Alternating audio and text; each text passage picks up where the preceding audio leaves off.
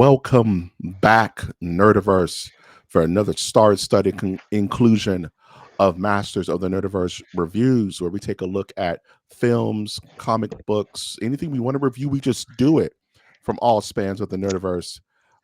I'm, of course, your host, Mike G, Master of the Nerdiverse. With me, as always, is the man we simply call Wash. How you living over there, good sir? What up? School. I'm doing well, man. We are in the final runs of the Halloween spirit here. We got about 3, 4 days left, so it's good to be here talking another double feature feature during these times. Because next month, I don't know what we talk about during Thanksgiving besides Charlie Brown.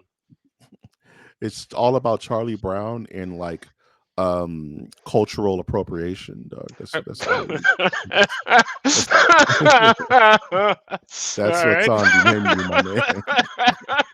I don't All right. make the rules, Wash. I don't. There's Uh, two things to talk about: what you're eating and yeah, yeah, yeah, you know. yeah.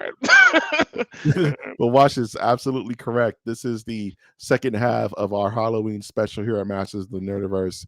And we are celebrating very specific movies that we've never done before. Go back and watch our Romero Dawn of the Dead, Day of the Dead double feature. That was a great episode. And here we're bringing it all home with two films that you didn't think would go together, but very much did. It's a These two films is very like spinach and artichoke dip. You know what I mean? Who thinks of this stuff, right? Uh, Who puts these two films together? It's Well, mad insanity. I have an answer to that question, Mr. G. Yes, sir. So, how did we get here this Halloween double feature? We had the spectacular Romero double feature, which I have to tell you, I think I've heard like at least 10 Dawn of the Dead references since we watched that movie. So, Oh yeah. it's Oh yeah. everywhere. I was just blind to it. But how do we get here is exactly this. And I would like to start the cast, not to take it away from Mike G, but I will You ask a got it. Let's question let's rock and roll. after I provide the intro. So, in full disclosure, Mike G picked the Romero doubleheader. Loved it. And for me, with decisions that don't necessarily revolve around, life and death, I like to do things randomly, right? So this is not one, this is not two, this is not three. This is many, many queries over the course of 2 or 3 days asking GPT to find some horror movies that would leave us feeling unsettled in the coming days afterwards. So, there was a range of movies. So there you was just a range. weaponized the channel. You've actively weaponized MOTN reviews to, so to, there was to a silently attack us. I got it. Got you. there Beautiful. was a range of movies, but the Babadook and the Lighthouse literally kept coming up, query after query, time after time. So I said, you know what? Let's do it. Let's watch the Babadook and the Lighthouse. I had heard of the Babadook, had no idea what the Lighthouse was, but Mike, my very first question for you for this double feature is: were you unsettled in the following days? Yes, but not the way the movie wants me to be. How about that? I was unsettled, but not in a it's spooky. I can't be in my room. I was unsettled as in you know what I mean? I was unsettled as in who thinks of this stuff, man? Like what corner of the psychosis do you come up with either of these films? I don't know. I have so many thoughts and questions on both films and how they fit together. I am at a loss for these movies, my man. So yes, I was I'm very unsettled. I was I- I'm by go- the I- I'm gonna yeah, consider that Chat GPT job done. You know what I mean? I didn't necessarily give it any other preference than unsettled. So, good to hear. I'm glad to hear it. absolutely. So we're looking at the Babadook and the Lighthouse. Two movies, like I said, come together in strange ways. Spinach, artichoke. Before we get started into our review, As always, I would like to ask everyone to like our content, subscribe to our channel, and to comment. Let us know which one you like more, the Babadook or the Lighthouse.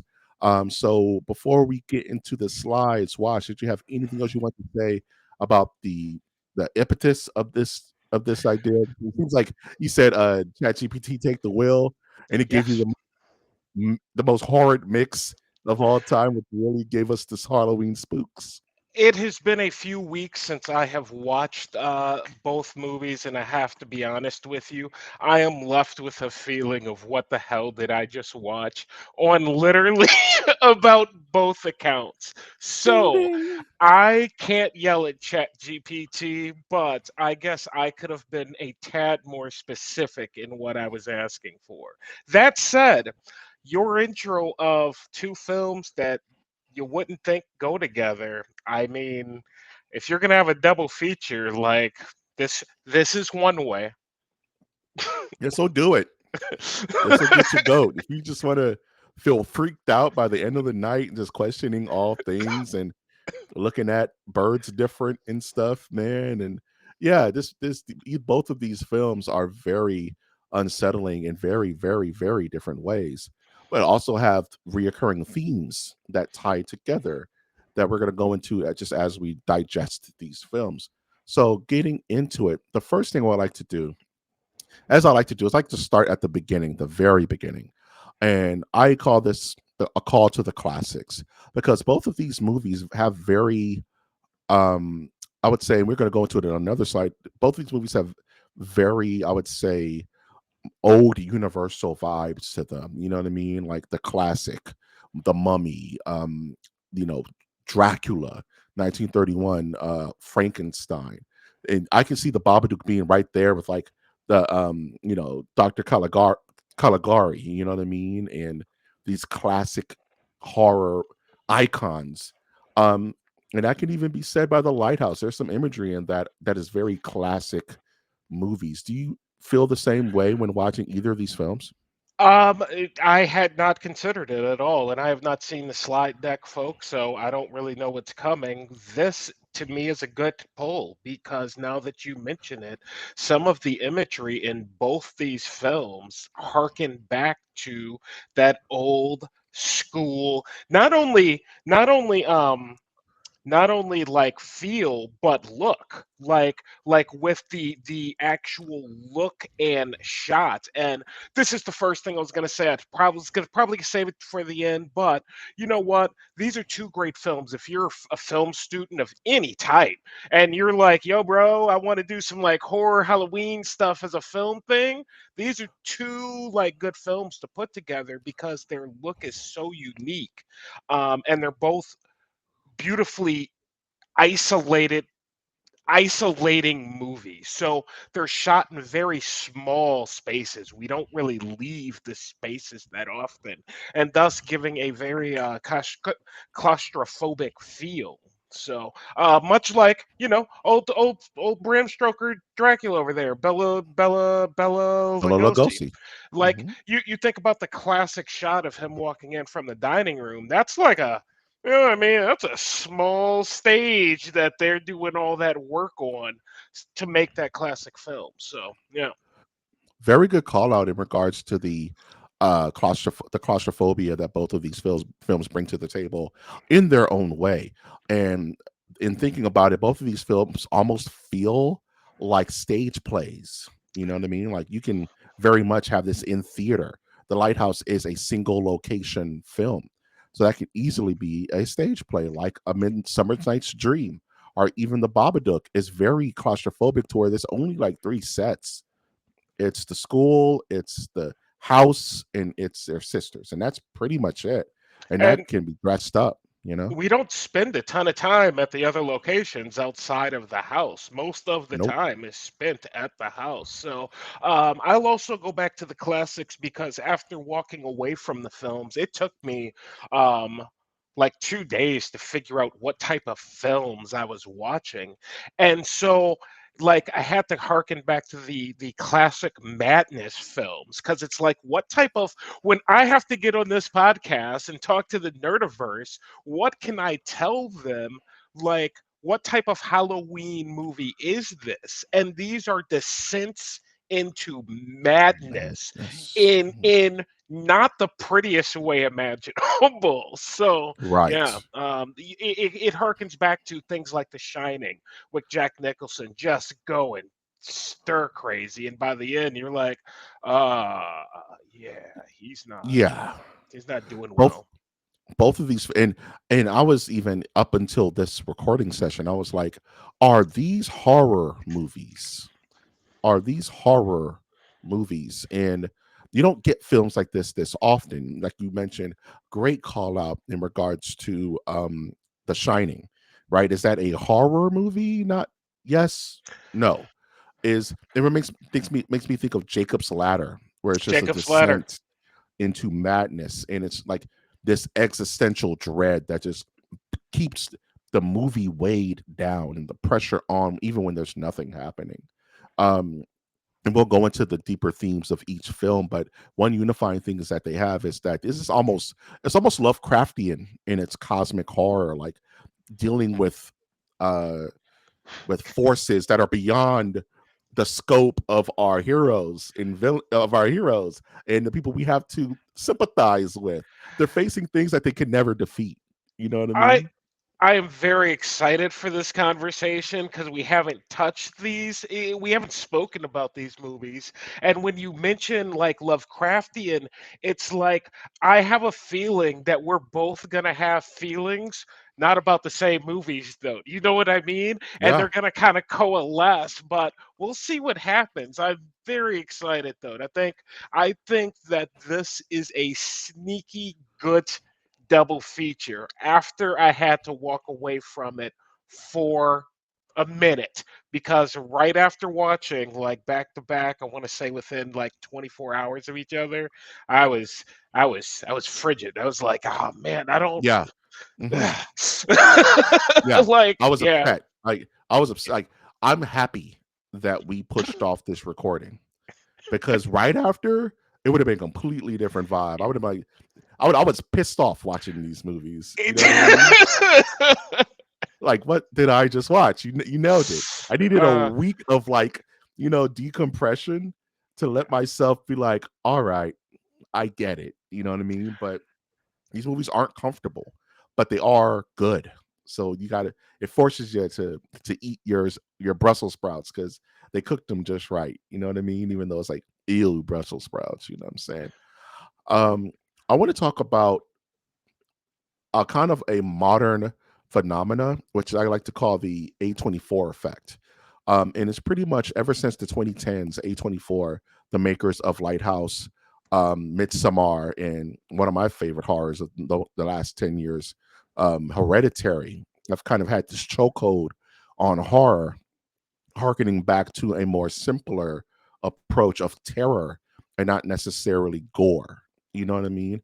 Horror has kind of pulled away from the ski masks and William Shatner masks and claw hands.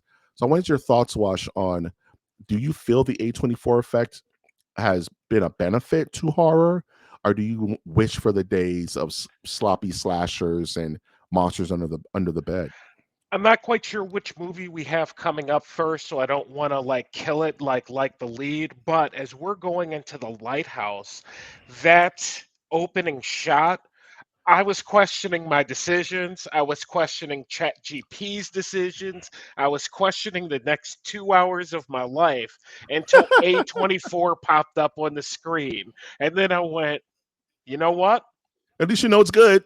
I'm at least in okay hands. You know what I mean? I'm at Hmm. least in okay hands. I know that there's going to be love and some attention put behind this. So, yeah, credit to A24. I have not seen their list of film like it's just blown up from the first, 2010, 2012 Midsummer and that type of thing. They have, a roster of 50, 60 freaking movies, some franchises. So, yeah. They remind me of like the explosion that Blumhouse had. You know, the Yeah. whole James Wan, like conjuring push that we had like in the 2000s. This was like 2010s, was all A24. It's like, okay, now we're the big dogs giving you the witch. You know what I'm saying? Which is an excellently shot. Same director, Robert Eggers. He's the Oh, guy who didn't know that. also did Nosferatu. So, um, so you're starting to kind of see the way Di- he likes to operate. You know what I mean? And A24 likes to draw these type of directors who do have a bit of a different kind of cinematic eye and aren't really putting up the big bucks where there's a meme every 15 seconds and we got to feed the algorithm machines. These seem like works of care, like you said, works of consciousness. Well, You know what I mean? and not as the horror guy, you know what I mean? I haven't even seen Midsummer. I just know about it, right? And I saw Hereditary like at a friend's house while we're drinking and stuff is going on in the background, that type of thing. But I can say for this film with Lighthouse, I mean, someone's done their homework. Like someone has watched Hitchcock. You know what I mean? Yeah. Someone has analyzed Hitchcock and went, yeah, I kind of want to do this kind of thing and put it out there because this is a 2019 film for The Lighthouse. This is relatively new. Looks like it could have been shot in 1963. 1913 and shit, Uh, 1935, you know what I mean? Absolutely. So I think you nailed it, Wash. We're going right into the lighthouse, a call to sea. And, we get that opening shot of them just being, kind of marooned on this island. Now that I think about it, this island of self where we have our young main character of Robert Pattinson and as surly, disgusting, superior in William Dafoe. And this movie just oozes atmosphere. Like it's like this movie like just pulls you in immediately and doesn't let you go until the absolute end of it. I wanted to get your thoughts and this is our time to talk about in general the plot, characters, themes. So let me know what you think about the lighthouse into itself. well, I tell you what, and this is a fun little fact that you didn't know, but I used to want to work in a lighthouse. I kind of thought that Hmm. that would be a killer job. Problem is I don't swim. Next problem is I've now watched this movie and I no longer want to work in a Shut that lighthouse. down. Yeah, yeah, we're kind of done with that whole dream. Like Skyrim had ruined, Skyrim like made it great and now it's like so Hmm. at any rate, when we talk about this film from open to close is a masterclass in acting. Masterclass in acting, man. These were some long days on set, like putting out the emotion that these guys had to put out to get some of these shots correct and right. So the first thing I want to do is shout out like both Patterson and Defoe. They freaking nailed it for whatever this is. They nailed it. The next thing I want to say is very unique concept, man. Like I never thought about it. You tell me, man. The madness with the foghorn going off every 3 minutes. I'm extremely sensitive to sound and noise and things of that nature. So that foghorn was with me the entire film. Every time it went off, I was like, oh God. And it's like, can you imagine with the waves crashing, the foghorn going off? Patterson going through that work daily. And it's like, yeah, I don't feel well today. It's like you getting out of bed. No, I don't think so. I don't think I'm gonna Nosebleed, do this today. And Defoe did not, and that's what's awesome about the film is you get that feeling from Patterson, and that's what we would all say. But they did not allow Defoe's character to allow that, to allow any type of that, Any- because Defoe was Team No Chill, bro. We Team yes. No Chill, dude. Till no Defoe. chill. Just get out there. Team no damn chill, bro. This was one of those films where this is around when this came out. This was around the time that we heard that Pattinson was going to play Batman, and everybody was like, "Oh no, it's going to be a shimmery Batman. It's going to be glittery Batman." I saw this film. I was like, "No, he got it. Nah, he has it. It's fine. It'll be fine. This kid is out of control. This young actor has paid his dues and quietly became." a ridiculous like tour de force. You know what I mean? And like you said, William Dafoe's character was so relentless. It did give him opportunity to relax. Like every waking moment, Dafoe was on his neck, ordering him around like some ragged sea dog, And Dafoe was just such. I mean, Patterson was such a champ about this film because you could see him being pushed to his limits, um, acting wise. You know what I mean? You could feel him being pushed to his limit, and that's rare to see on screen. Seeing someone like there's the scene where they're drinking and he has to force himself to dance, and that is so uncomfortable. You know what I'm saying? It is like you can see him like powering through it, and you got to respect that. You know what I mean? It's such a like ballsy approach. I'm glad that you mentioned that because I wish I took better notes while I was watching the film, but then it would take me out of the film. But one of my notes was, guys, I'm not a big Robert Patterson Batman fan. I said it here, right? Fair enough. Yeah. I was like, holy crap, he would have made a fantastic Joker. This dude can play back crazy, insane any day of the week he wants to. So I'm glad that you brought that up. But to see now when you mention that, it's like, oh, I get what you mean because I hadn't seen this Patterson. Yeah, this Patterson's something else. When you can sit in a room with you and Defoe and that's it and hold your own guess against a crazy Defoe when Defoe's doing Defoe, when Defoe gets to do like what When Defoe Defoe does best. Defoes, Yes. yeah, Nah, man. Like he's not the friend. bravo. He's the Bravo. foe. Yeah, He's not he's the friend, Defoe, dog. man. Like He's so the foe, dog. um something I'd like to go to is the plot of this. Yes. Meaning What is the plot? I I'm mean just gonna. I hate to I be have savage, questions. but I have questions. yeah, Maybe you know, maybe you don't. let's figure it Spoilers, out together, everybody. bro. Let's figure it out, Spoilers. everybody. First Yeah, question. Was any of this real? that is the point of the lighthouse. I think the point of the lighthouse Okay. is that you don't know if it was real or not. You don't know. It's very Jacob's ladder, where are these the last moments of a dying man in the forests of Canada, wherever he was, where he had that incident where the guy just fell into the lumber and disappeared, and that was that, Oh, yeah. or was he cursed by the sea, by Poseidon himself, and by William Dafoe? So there's moments where we go from the natural to the supernatural, very, and it kind of calls these moments like, okay, what's the moment from the natural to supernatural is when he killed the gull. It's bad luck to kill a seabird. He turbo killed a seabird. It's at the moment of supernatural. William Dafoe was so upset that he didn't like his food. He literally did the most epic curse of all time, calling upon King Poseidon himself to strike him down. And he was not joking, bro. You can see it in Defoe's eyes that he Oh, meant every single word. And it's like, was that the epitaph? Was that the moment of supernatural? We don't know.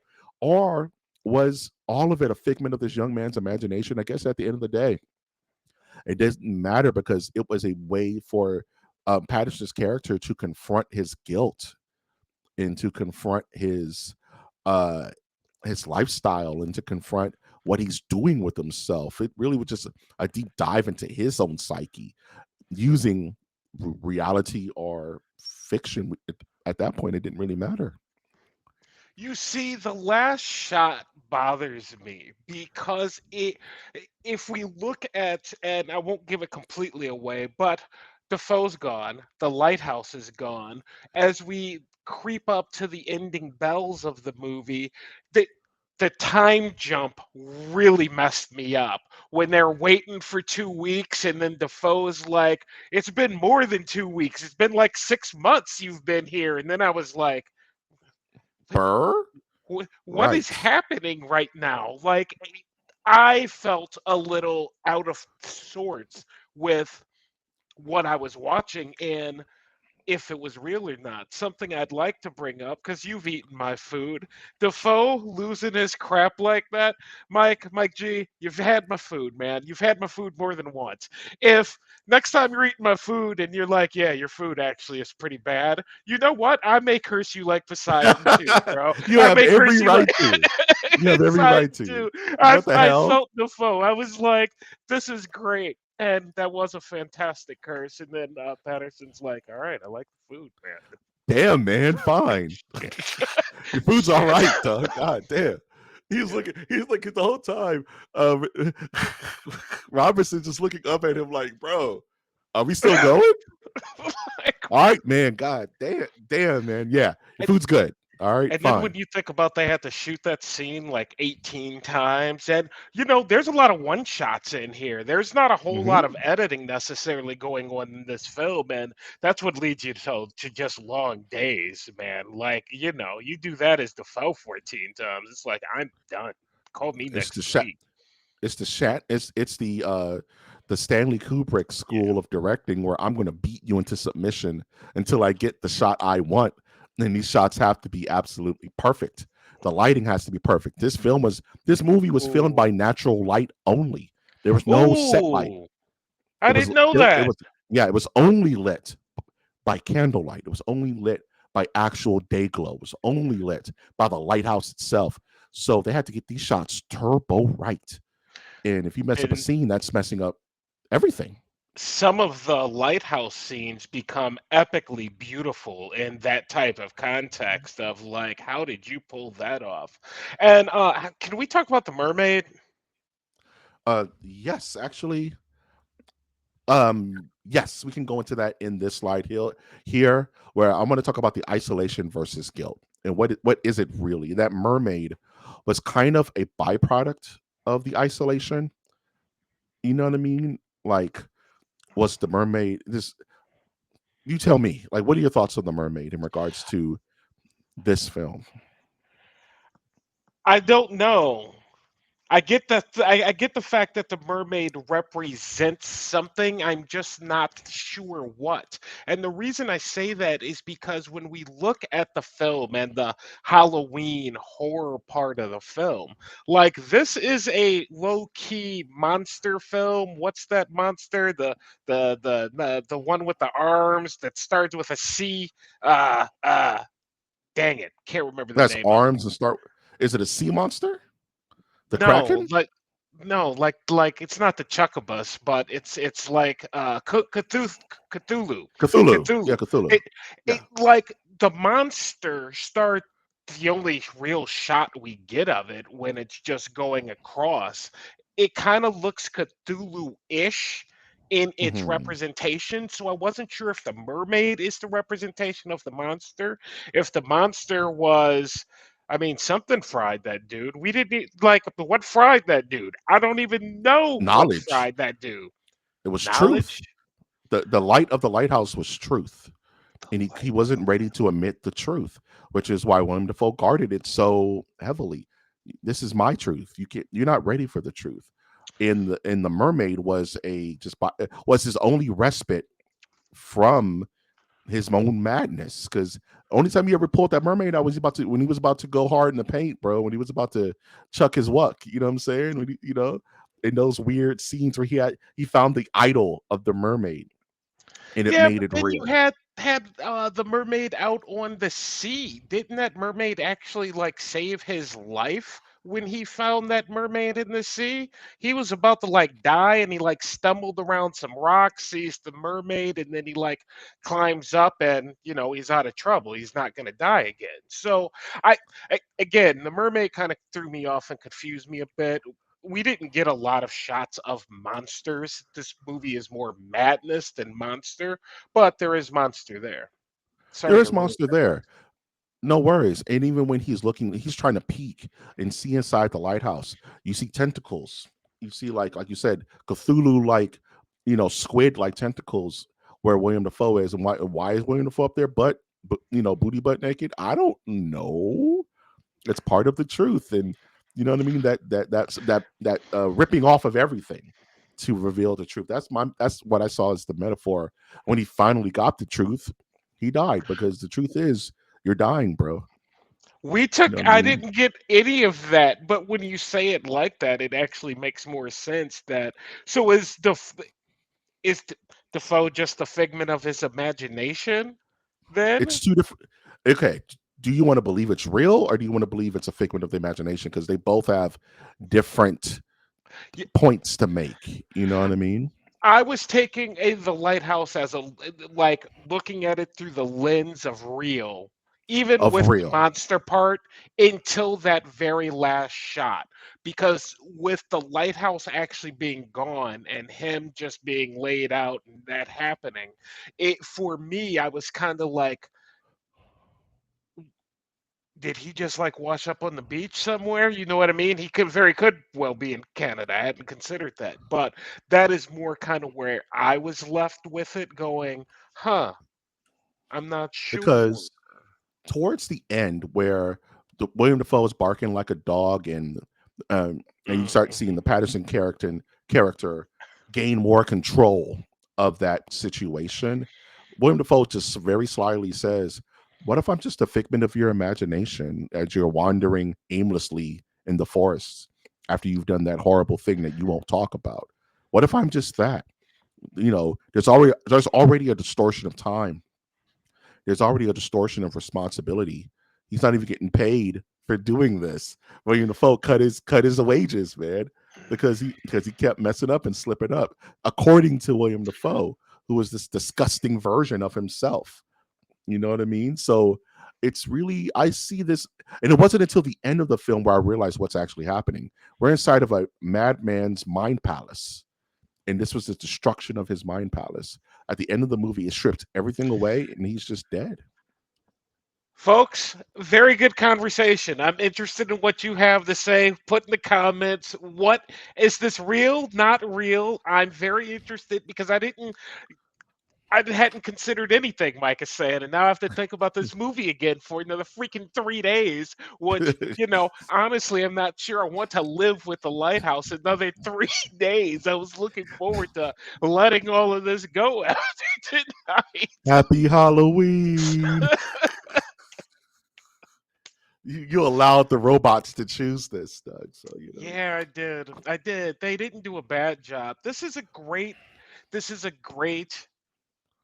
maddening film if you are looking to feel like I guess like unsettled, man. I guess hopeless. unsettled. There's a hopelessness to this film where it's like Robert Pattinson's character never really had a chance to escape this situation because he was the situation. That's why I like to think of it like isolation. It's this real. It's just someone losing their mind just due to the isolation of the situation. Time is running into itself because you're doing the same thing every single day, or it's just a madman's imagination running wild due to the guilt of killing his friend when he was working as a lumberjack in the wilds of wherever. So it's like if it's real, it's because he was, he got cabin fever and killed his superior and died to the curse of the sea. If it's fake, it's all in his head, and none of this ever happened, and it's just him dealing with the guilt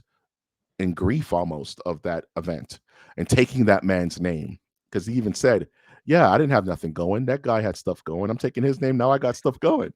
No one's That's ever gonna miss very him. interesting. It's I'm 1913. There's no investigation. no, Bro gone. It's me. no, I'm dude, him we're now. logging 1913. Like the Nah. he's Hey, gone now. yeah, he fell. Yeah, yeah. He fell into the infinite, dog. You go get him. I'm not gonna go get him. Or no one saw it. Yeah, I'm Douglas now. Yeah. What happened to the other guy? I don't know. He walked into the woods, never came back.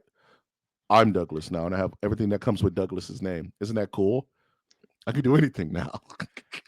And that guilt of taking a man's identity and living with Just that, maybe he never got over it. stayed with him and carried it with him.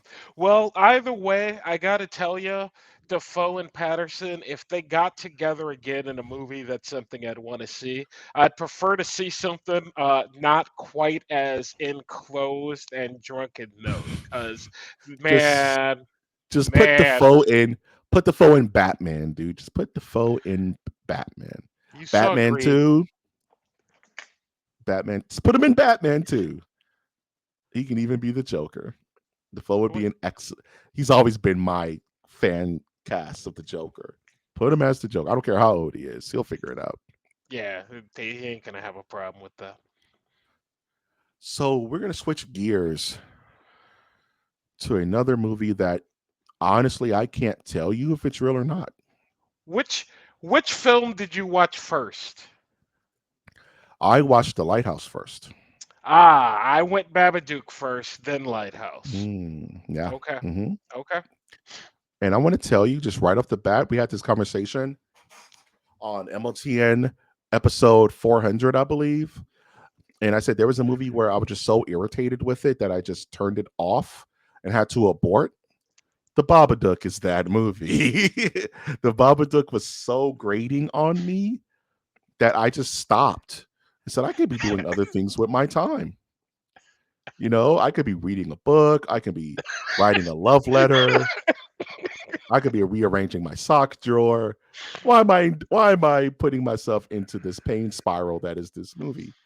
And I had to sit with it, and I literally watched the very, very end of it right before we were going to review it the day before. That's So this was that film where I literally just checked out. I huh. was like, "Oh, I'm done. I thought it would have been the other one. I'm kind of surprised. Don't let him in. Don't let him in. Don't let him in." Uh, what is this movie about, Wash? Trauma, mad trauma leading to madness, justifiable trauma. This is not that podcast, folks, so don't yell at me, right? I don't know if it's justifiable trauma.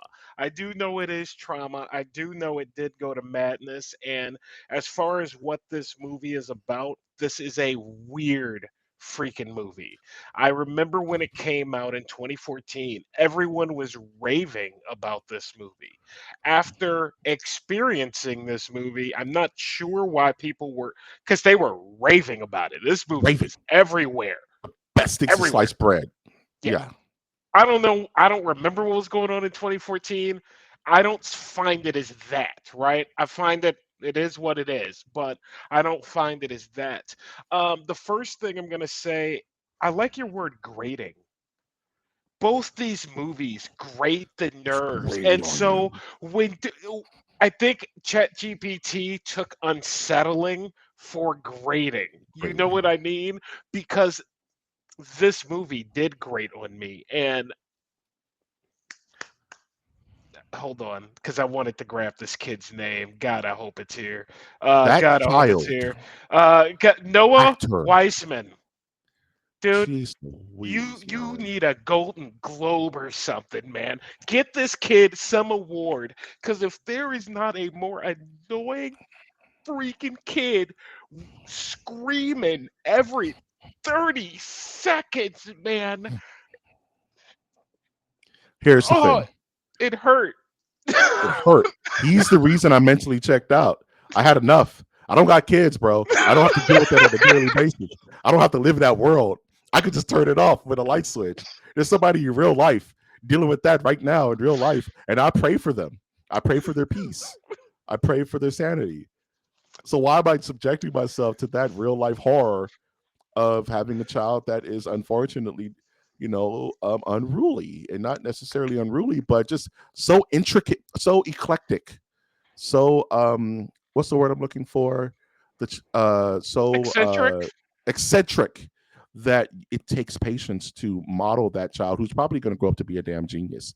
So you mentioned grading, bro, and both of these movies do a very good job at attacking you sonically.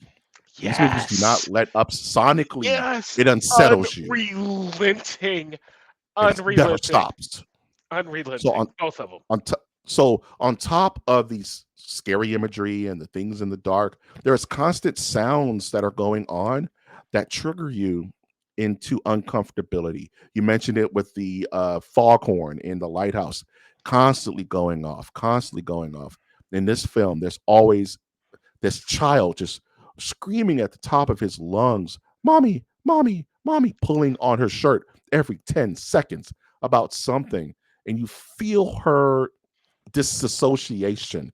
There's scenes in this movie that are so real that I don't like them. Right?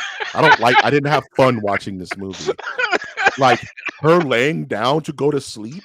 And the second she hits the pillow, the sun comes up and she just raises back up. And the kid is there staring at her face like a damn golden retriever. I'm like, that is so real. You don't feel like you're rested, right? You can't, there's no universe where you get to rest, bro. And those scenes are more scary than the creature on this thing. Because that's real. That's real life. Yeah, yeah, I yeah. don't I'm like not that. disagreeing. I'm not. I don't I'm not disagreeing, man. I'm not at all. that I is an feel adult exactly what you felt. problem. That is an old adult problem that I And don't like. again, in the filmmaking scheme of things, this is one of the great reasons to watch this if you are like a film nerd type of thing, because it does such a good job of being such a simple film with such a simple premise with a fairly simple script of mommy, mommy, mommy. Yes, yes. Yes, But I hear after you. 30 I want to say it was 20 minutes, and I thought the movie had been on like 40, 50 minutes. And like I It, paused it and I was like, it's been like 23 minutes. it felt like POW Damn, torture watching this damn, damn movie because damn. I just feel for this woman who just didn't, even the moments, the quiet moments where she's like trying to self pleasure, and she can't even have that. The kid is just on it all the time. And it's like this woman can't have a minute. She can't have a literal minute. And it was so grating that I was like, yeah, just go crazy. You're good. Yeah, I would go crazy too. I Yeah. understand. You know what I'm Was saying? the kid right? Yes, that's why he's so excellent in this movie, and that's why I needed the week to chill. Because immediately off it, I was going to tear this movie up. This is a waste of time. It's annoying. I can't handle it. But that kid, I don't know what he's done since this film. I don't know if he's probably 6'7" and you know what I'm saying, probably working on Fast and the Furious. You know how these things go. But and is a great actor, but that kid stole the movie because you hate him. It makes you hate him. And then you turn around and you root for him when things flip.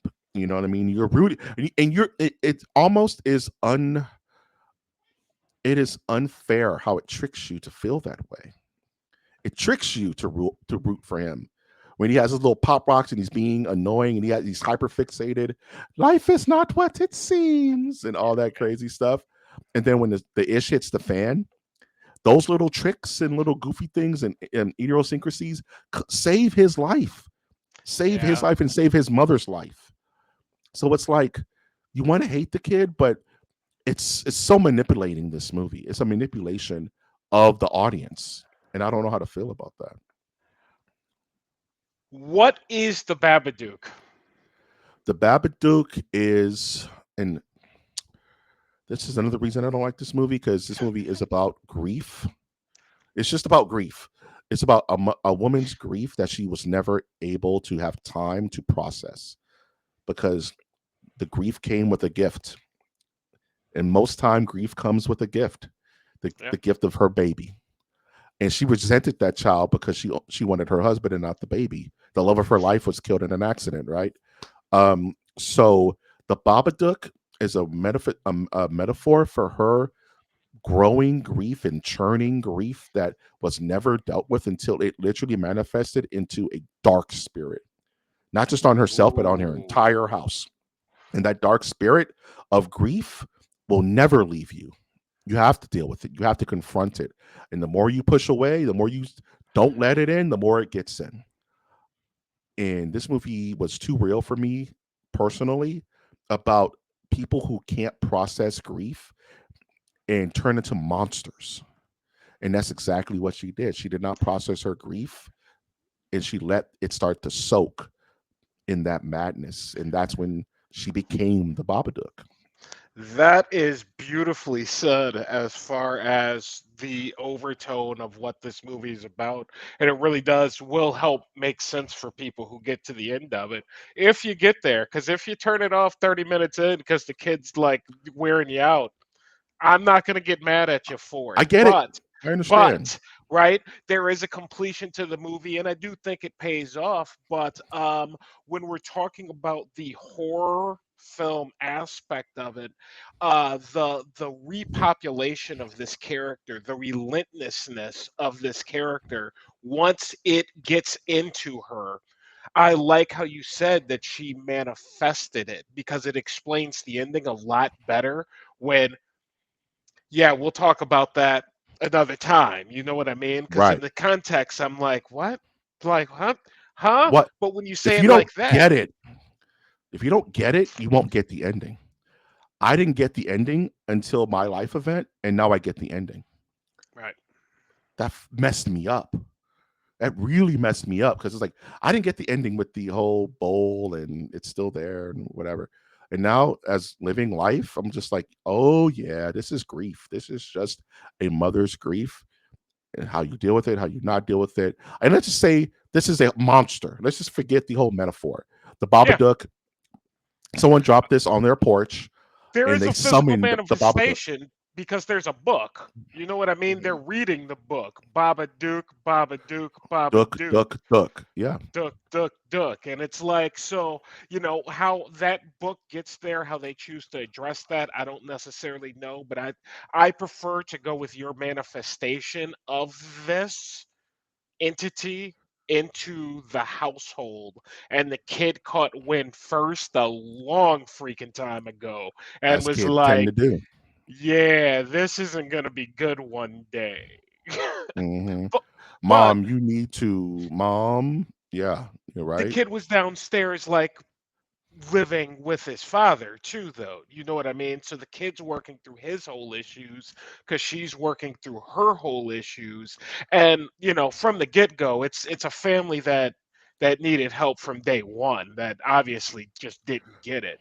um but yeah, it's the Babadook itself I found to be a relentless dark presence that even when the movie completed, somehow was still there. And I was, Yeah, you have to why deal is with this it. here? You have to confront it. And the son sensed that in his mother very before she did, right? The Babadook was there before the book got there. Let's put it like that. Yeah. Yep. Manifesting and festering and growing. And the problem is that they were so isolated. Once back to isolation, because the child was so unruly, nobody wanted to deal with their situation. Another major character in this film is her sister, which really just over it. You know what I mean? She's just over that entire vibe. And the son can't. You can't take the kid nowhere because the kid is all over the place, hurting other children and being disruptive. You know what I mean? So it's further isolating her from having a normal life because the seed of her guilt is growing as much as her guilt is. You right? The child is a constant manifestation of her guilt, of her grief rather. Yeah. The child is a manifestation of her grief, and every time she looks at that boy, she sees her father, and it just builds the grief even more. So it's a horrible cycle. I tell you, one of the questions I've asked myself over the last 2 3 weeks is, I there could be a Babadook too, because I'm not sure this Yeah, family's okay. You know what I mean? Like, when it flipped and it went bad, you know, it was actually it was actually entertaining, a tad bit scary, tense. Like, I thought that they did a good job with it. But when it ends the way it does, and when you sit back and you digest what you've watched, and you take that minute to get away from the kid and like that constant yelling, and you're going, how is this family doing? Like, if we look back in on them in like 15 years, how they doing? And it's like, y'all all right? Y'all eh, good? No, like eh. no. One of my favorite lines of the movie is that the boy goes. This is at the end of the film where they're digging up earthworms, right? And the boy is like, "Is he gonna be here, mommy?" And she said, you understand when you're older. Don't worry about it now. I'll take care of it. Can I feed him yet, mom? No, you can feed him later. And there's your Babadook too, because grief is weird. This kid hasn't begun to feel the grief of the loss of a father he never knew. So the Or Babadook, the fact Babadook that came his mother just tried to kill to him in kill like him a cycle, multiple like times with a butcher knife. She levitated above his bed, bro. after You he know, told her, yo, Chill out. You're not my mother. I am your mother. Oh You know my what I'm god. saying? So It's much just, screaming.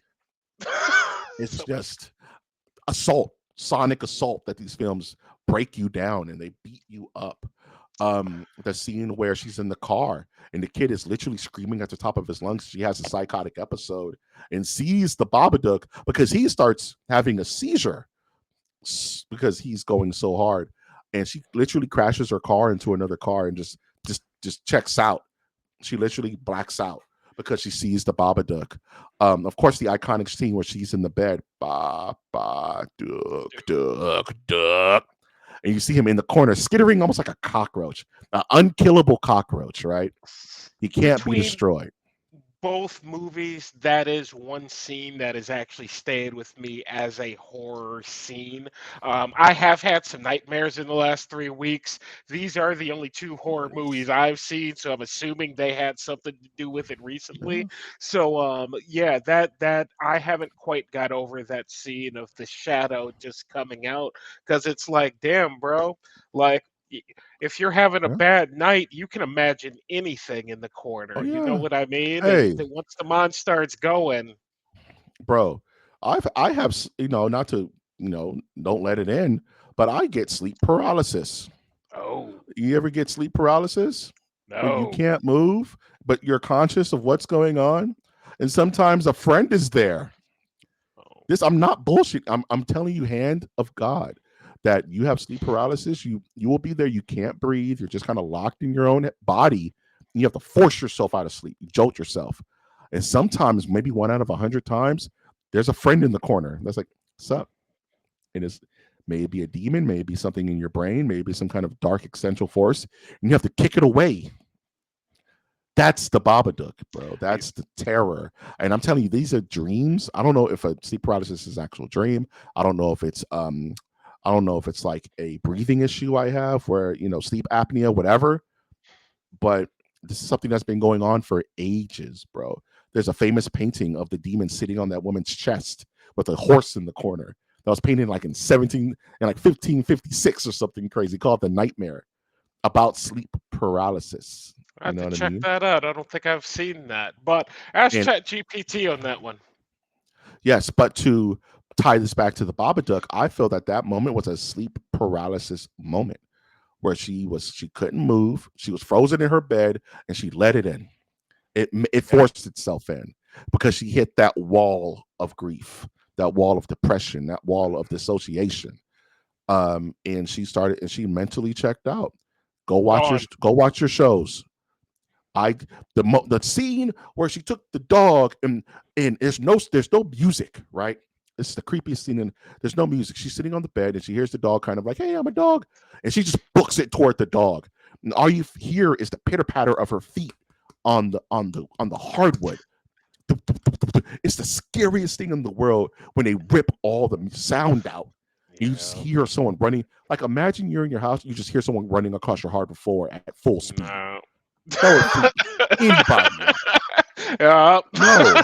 Mm-mm. I don't want that. No. No, I don't like that. That Mm-mm. scene. And then she takes the dog and pretty much does him like a chicken and wrings his neck. And you have animal cruelty. Kills the dog like that. Wrings his little neck. Poor little guy. Didn't do nothing but be a beautiful dog. And then she ran upstairs. No sound. Very hereditary. I'm coming. She's hanging from the door like damn Nightcrawler, beating, kicking through the door as the kid sets up his little Yeah. gadgets and his attack techniques. And he actually gets some good licks in on her. He ties her Yeah, man. down to exercise the demon, bro, to exercise her grief. Mom, you gotta let it out. You let it in. You gotta let it out. And she's screaming, and Jurassic Park noises are happening, bro. She has to confront her grief with her source of grief, which is her son. This movie's beautiful in a weird, dark way. If it wasn't so In a damn annoying, weird, dark way, but it is annoying, man. it, it is annoying, but it is a good film. I can't take that away from it in any way, shape, or form. Any way, shape, or form. I did want to harken one last thing about the Babadook, which I love. It's the callback to silent cinema.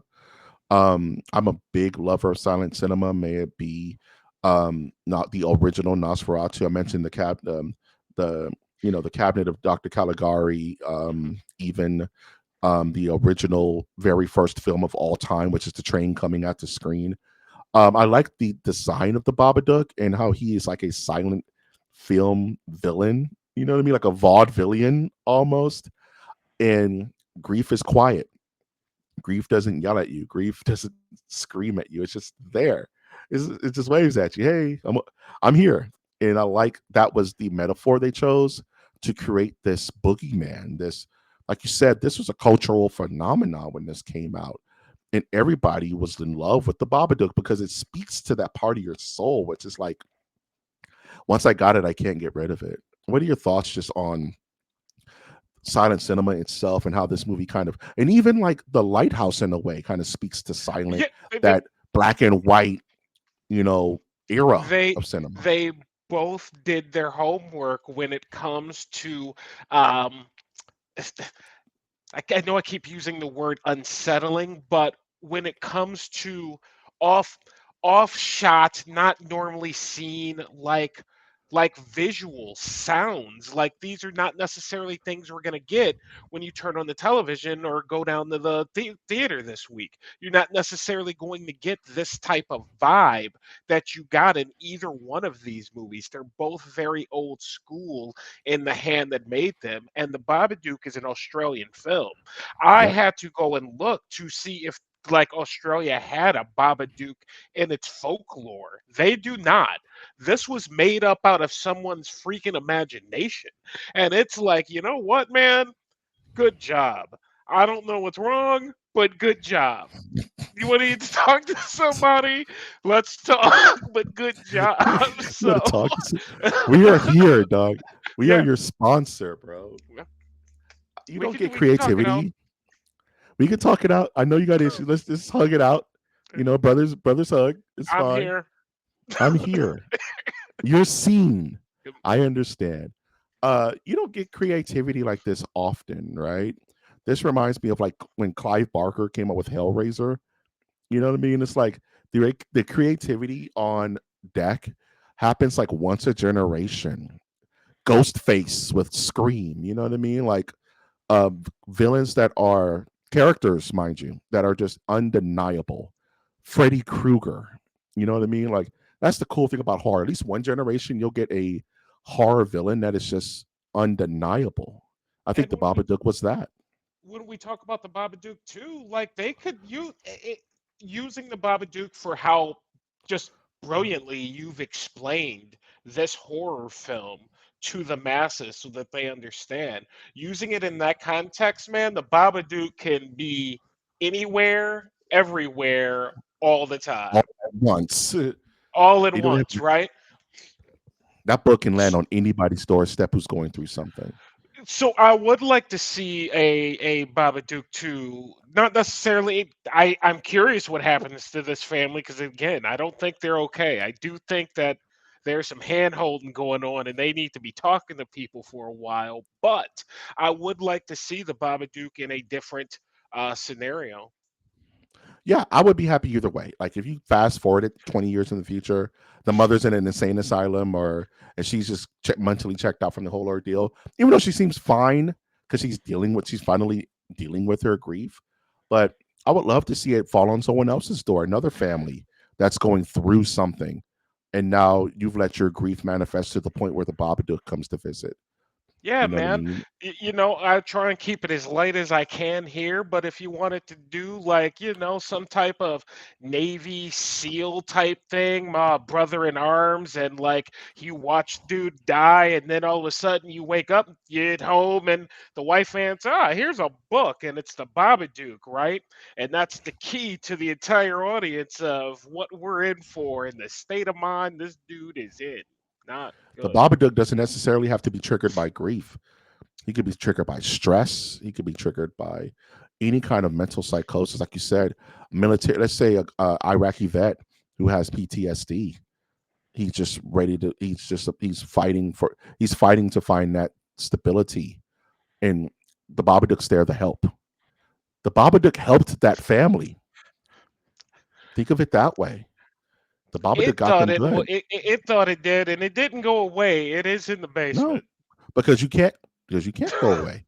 That's the fun part about grief, ladies and gentlemen. It never goes. It's there with you, and you learn to live with it. And I think that's a beautiful metaphor for this spooky horror movie with a goof and a black top hat. You know what I mean? Bob In a penguin never top hat. in a penguin top hat. At the end of the day, this isn't a versus. I like to say that with these double features. But if you had to pick a film that you enjoyed more between The Babadook and The Lighthouse Wash, what film would that be and why? This is a hard choice, man, because I don't think I enjoyed either movie. I didn't enjoy That is correct. either movie, but they're both good in maybe, their own right. maybe enjoy is Um, not the word, bro. I will say that I would probably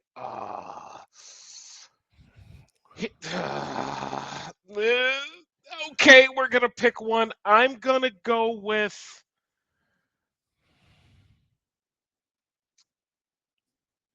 the Lighthouse. Yeah, all right, all right, all right. Why? Expound, my man, expound. I'm gonna go with the Lighthouse because it is also an uncomfortable film. It is also a relentless film, but the irritation factor does not reach that child in the first 40 to an hour long of the Babadook, which is just rough to get through. If you're a parent, you can probably sit through that and you're like, oh yeah, I completely get it. If you're a No, this single is guy like Thursday. me and Mike, it's like, ooh, yeah, man.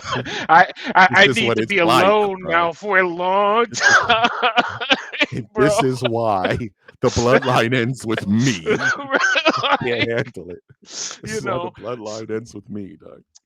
as horror films, as a double feature goes, you know what? I wanted to yell at ChatGPT directly after I was done with my watch, but after walking away from these movies, I will say GPT did its job and it gave me something that were both unnerving. They both have stuck with me as much as I don't want them to be with me.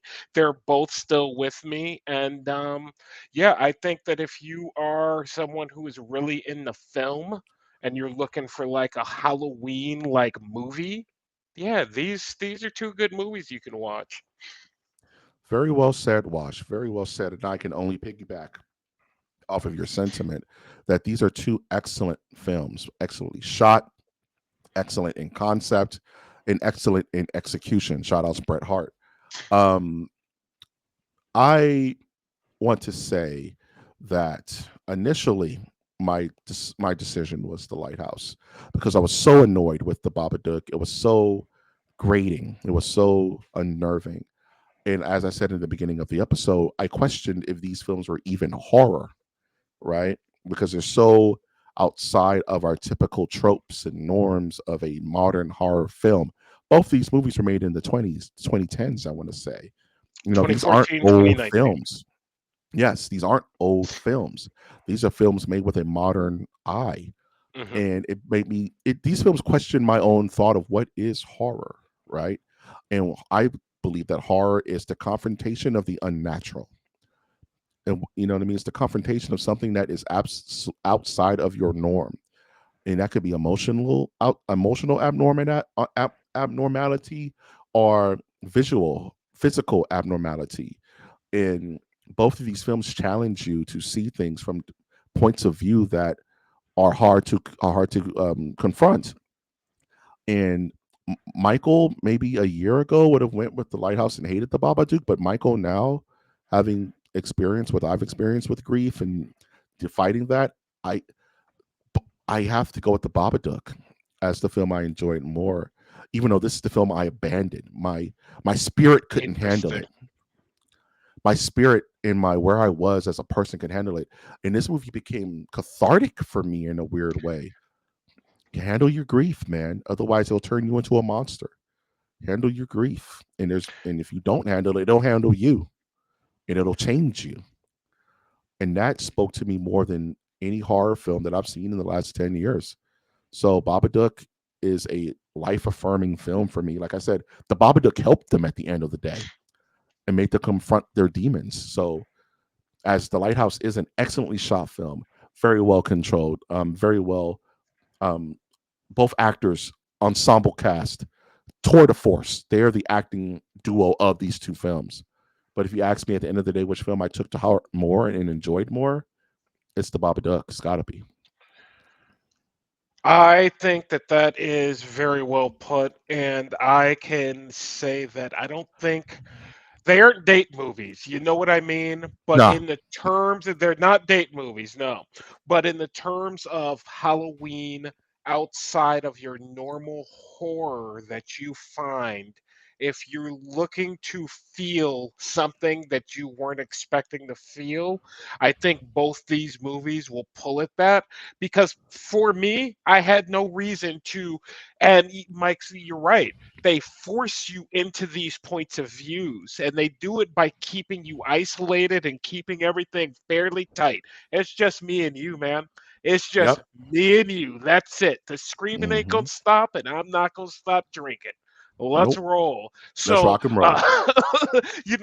in that aspect, it it forced me to be there when normally had this been a random select type of episode, I would have watched the Babadook, but mentally I might have shut down. But looking for that outside Halloween, where is the horror Halloween in this? Yeah, I think it becomes, yeah, this is a horror movie, man. Again, not a party movie, but Yeah, I'll say for Halloween, right? This is very different than the Romero do, Tower Power, which is the Halloween party films. You put those on the background, everybody's having a good time. If you want to dive a bit into yourself, if you want to watch films with some substance, but also tickle that part of your brain that needs that atmospheric horror, cosmic horror, psychological horror, then these two films will scratch that part of your brain and scratch different parts of your brain Mhm. that'll have you thinking about them days, weeks. Like Wash said, he's been thinking about these movies since he had to watch them. And we'll probably think about them more after we record this episode. So Yeah. this is a very unlikely great pairing of fish and wine. It's like, a fish and white wine, you know what I mean? I, Like who would have thunk it, right? But this is a double feature that I recommend to everyone who loves horror and loves psychological horror. I don't recommend it to everyone, but I do recommend it. Hey, this is one of those where it's like, I don't, it's not, I have an evening free, I'll watch Passion of the Christ. It's not one of those, right? No, no, Nah, no. They're absolutely not. Absolutely no. not. But I just, if you want I to, just, if you've never I seen these movies, then you probably want to check them out. A Yeah, for thousand percent. sure. If you've never A seen thousand them, for percent. sure. Yeah. But if you are definitely that art film student, that actor, that actress, that cinematographer, both these films are just great learning films. I think for to because Yeah. they're shot with the modern eye, like you said, with modern takes in mind, and yet they did something different and went against the grain compared to whatever horror movies coming out this week at X. That I couldn't say it better myself. These are modern classics, modern horror classics, and just modern classics in general. Both highly rated films, and Wash said it perfectly.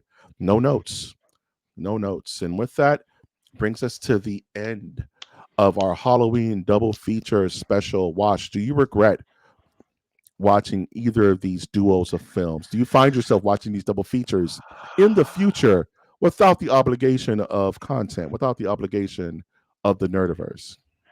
I will never probably watch the Babadook again. The Babadook 2, yes. I would probably sit through the Lighthouse if, I had a friend who was like interested in like weird kind of, black and white films, like just different type of movies. This is one that you can put on and be completely like, enjoy a second time. The Mhm. Babadook, that kid deserves an Oscar. Great job. That kid worked my damn nerves, bro.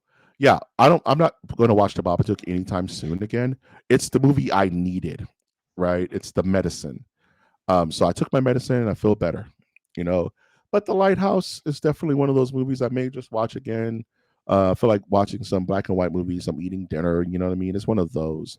Romero's are going to be the Romero films are going to be in rotation forever. Now, those are just too damn epic. You know what I mean? Those are the I'm throwing a party. Let me just put the Dead trilogy on and just have it on TV, have it on in the background. These films are the fine wines. This is taking your, treat it like dinner. These movies, you don't go out really fancy every night, but when you do, you dress up. You know what I mean? Yeah. You know what to expect. So, absolutely. Any final thoughts before we close this bad boy out, man? No, good double feature. Good double feature. Great double feature. If you like our content, you want more from Masters of the Nerdiverse, please remember to do three things that we will only ever ask you to do. Like our content, helps grow the channel. Spread the word. Hey, Auntie, Masters of the Nerdiverse rules. What's that? Show them the channel. Second thing, subscribe to the channel so that you're made aware when new content comes up. And comment. Do both of these movies suck? Do both of these movies rule? Is the Babadook just a monster in a book? Am I completely wrong? I want to hear it, and I will fight you to the death on my thoughts and concerns. But I want to hear it. So please comment. Let us know what you think.